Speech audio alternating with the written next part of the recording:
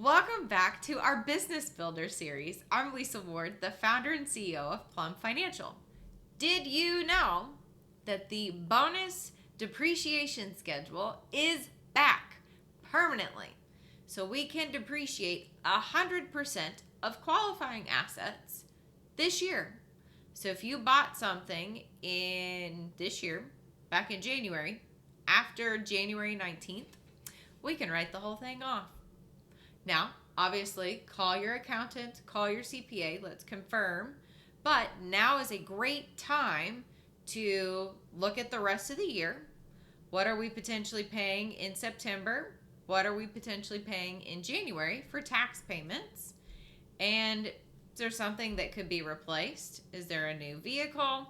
Is there a new building that we, potentially could be looking at buying?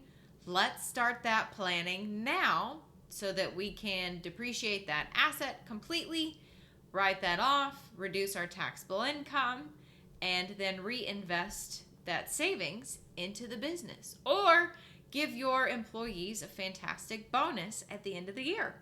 So, if you are interested in looking at your books, let's look at forecasting. Let's sit down with your CPA and your accountant and figure out what is the best thing for you to purchase or write off this year.